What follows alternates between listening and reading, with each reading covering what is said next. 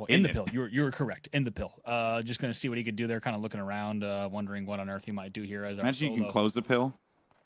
That'd be nice. Maybe, I wouldn't put it past a Pathfinder. Pathfinder could figure out a way to close the pill without a doubt. But now aim assist in 7th place is going to be a tough battle for him, certainly, as we take a look at that bunker battle. That's the one we are kind of keeping our eye on in terms of teams that we're pushing out from that high desert into that western bunker. This is undoubtedly a big choke at this stage of the game. If you're playing this far out on the edge, that battle is going to be inevitable. But take a look at some of our player outlines still happening out there. And now it's actually Matt Pickett that's going to do a little bit of poke damage there as he continues to hold. Yeah. So that was a Max Dog and Unknown. So Unknown were the team coming from High Desert, and it is apparently, and Matt Pickett, by the way, running Mirage. So I was going to say, appreciate that. We didn't get to see any Matt Pickett on Mirage. If you watch the stream, you know that he is one heck of a Mirage player, especially after the last patch. We got to see a lot of it, so I'm glad we got to see a moment of Mirage play and even a little bit of Mirage Heirloom as well on screen. But now take a look at Max Dog. You have to have the Mirage Heirloom, so that was a win for me personally. Max Dog, though, still in this scuffle outside of the bubble. The bubble has gone down. Solafide do have the tab on their opponent, which they will be able to clean up. So Solafide will get some more KP there to add on to their total. They're playing this one until the bitter end, and I like it. That's right. I mean, Solafide, a team has had a lot of recent success, but not necessarily in our GLL Masters Summer Grand Finals. Haven't seen a lot of that, but there you see your bottom 4 teams that are already out, and now 16 squads, of course, still left in this as things are going to get thin in a few minutes' time up towards containment, as well as just as we said, south of Watchtower North. It's going to be absolute bloodbath as we have see teams just slowly trying to make their way in, and one of them is NRG. This is your second place team, knowing that they need to exist well into the late game if they want to win this tournament. So NRG on rotation duty currently. MVP were on top of that Watchtower. Yep.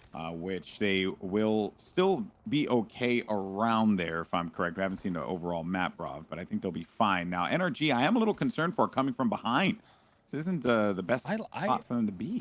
I'm kind of okay with this rotate. We'll have to see. They're just going to have to win this battle. They're going to run into a team. Map was glitching out just a little bit, and we'll have to see exactly what it looks like, and they might nope out of this. It's just going to depend on if they're able to time this engagement, and you're going to be sure that they're going to try to time that perfectly, and if not, they're going to nope back around. I think the OBS map was glitching out just a little bit, and we didn't see exactly how many enemies are actually out here, so I'm going to retract my statement and say this was a little bit riskier than it first looked when I wasn't seeing enemies flash on this part of the overhead map. So we might see NRG actually flank all the way back around for a little bit of a longer route. But here's TSM in a world of hurt. We didn't get to see exactly what got them in this trouble, but trouble they are in. Yeah, they are, and they're in a fight with 303 and one other team as well. I think HRN's also probably HRN based on that.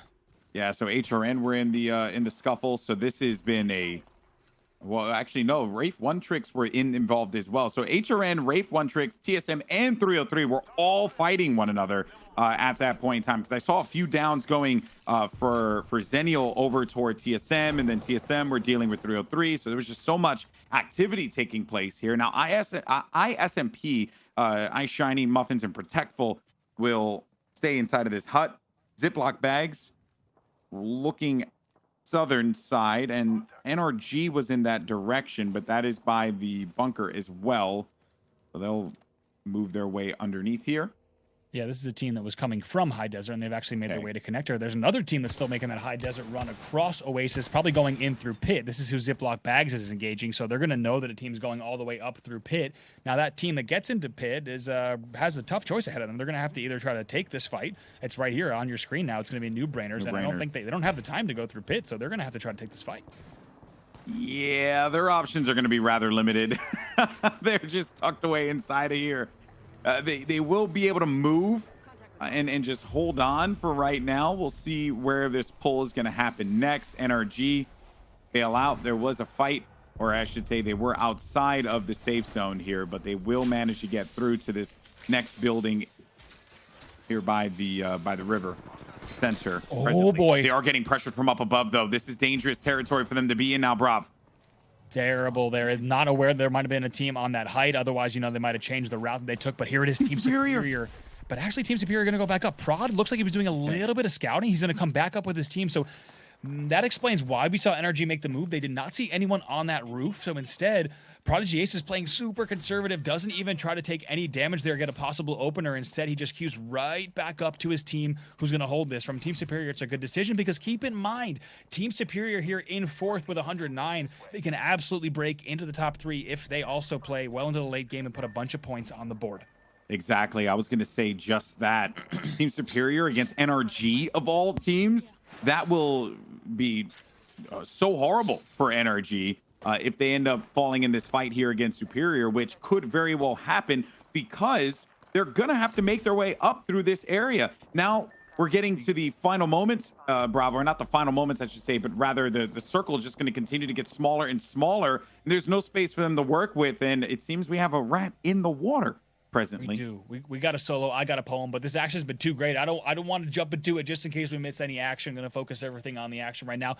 You mentioned the top 2 teams, MVP and NRG, and we were tracking them as we see Hal as the solo bottom mid, not something we're used to seeing once again. But we also got to talk about Rogue, who early rotated into containment. We saw them earlier not wasting any time. You saw Sweet getting his team in there, so we have to assume that Rogue is already in containment and set up in a very good position for how this circle's pulling. Look how much cliff face at containment is in this circle. Essentially, the entire eastern part is all just the open area just south of containment, just north of connector.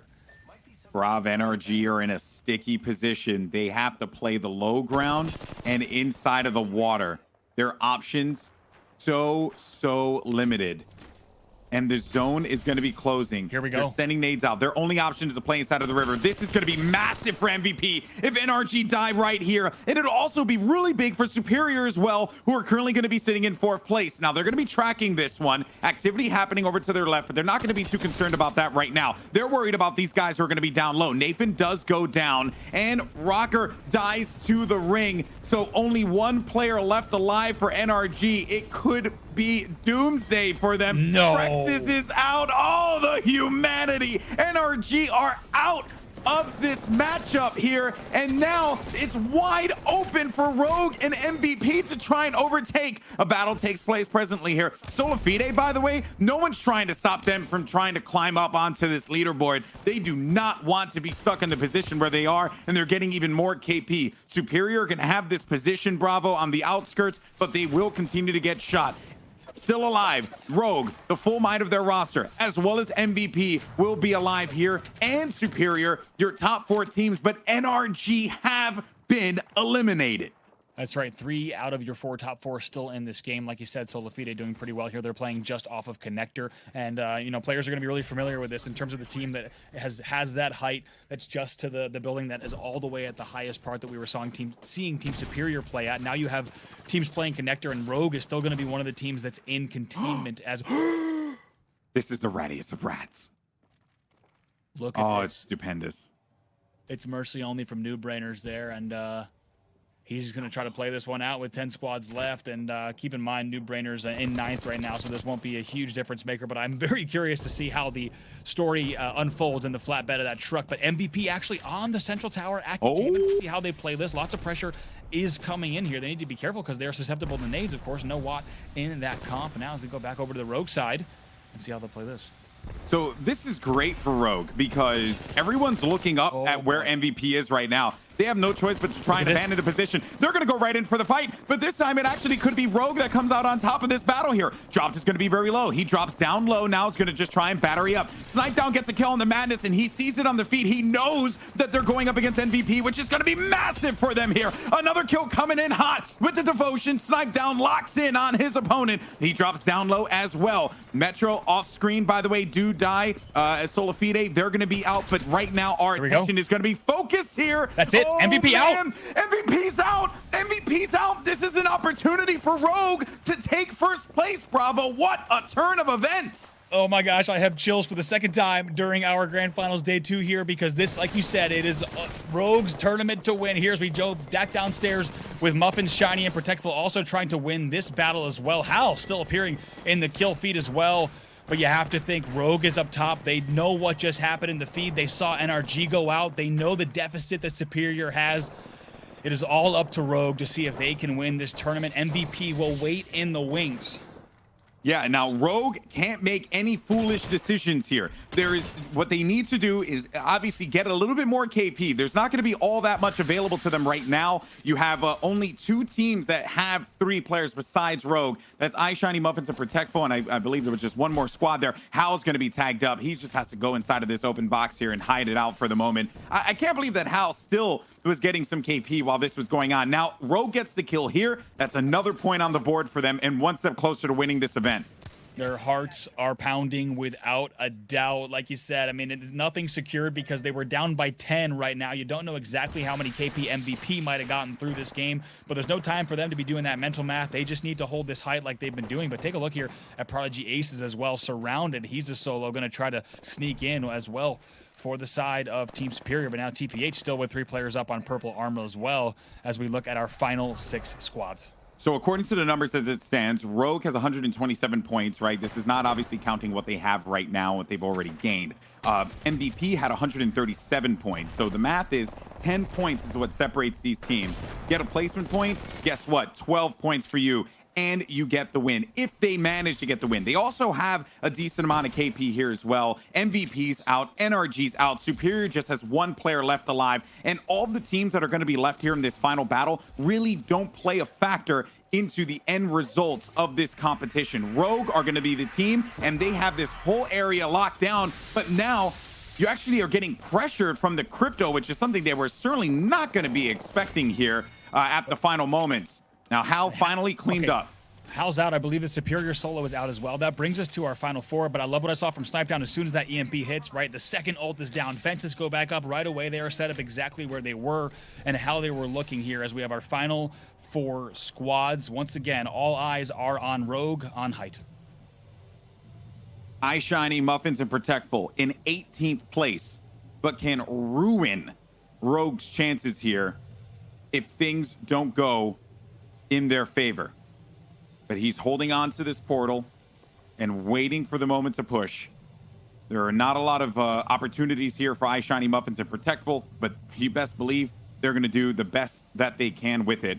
42 seconds left in match 16, Bravo. The tension is high. Rogue is right there, and they see all these players hanging out low like the rats. They just want to stomp them out. Oh, 1 player potentially as well. Hey, I'll go ahead and just lace you up with that devotion. Oh, nice shots there from Snipedown, forcing Urice down. They will get the res, though, and bring him, or the revive, and bring him back into the fold. Urice not out of this quite yet. Second time we've seen great trigger discipline from Snipedown. He let Urice actually go a little bit further out so we could land even more Devo shots on him as well. But you have to wonder, in this scenario now as round 7 is closing, exactly how Rogue will play this out. Here we go. This is it. This is it. The zone's going to be closing now. The action's going to begin as ISMP do manage to get inside of their bubble. They will try and just shield up and give themselves a fighting opportunity here. Rogue's still going to be on the high ground, but iShiny's going to go right in for the action with this EV8. He does get some shots in, but it's not going to be enough to down Urice. Urice does manage to get the better of him, but Urice is going to be picked off by Muffins instead. Snipedown jumps in. Snipedown's going to be in the low with the devotion just right through everybody there. Now he's going to be in this low position. His teammates are going to be up there to help him out. 2 squads remain. The EMP is going to drop there right at that moment in time. More is going to go down. It is now just going to be this. Just Rogue, the only team left standing here, but Tech still going to be alive up on the high ground. Now TPH.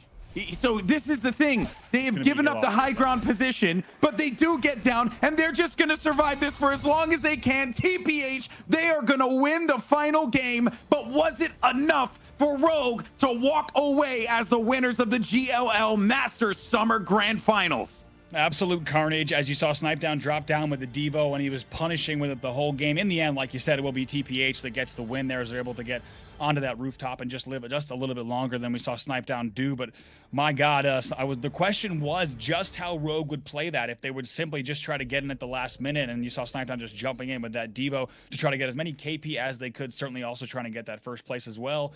And I know that I'm going to be spamming refresh on the Play GLL site as well as Liquipedia to find out exactly how this is going to end up. I know everyone at home is as well. Nothing is certain. As a reminder, Rogue was down by 10 points behind MVP. MVP exited a lot earlier. I need to take a breath. Let's take a look at some highlights. Yeah, so there's just a lot to discuss. MVP, how much KP did they get, right? it one or two could have been the difference. Rogue gets 9 points there. So MVP needed to get at least 4 points, maybe from kills. I don't know. This was also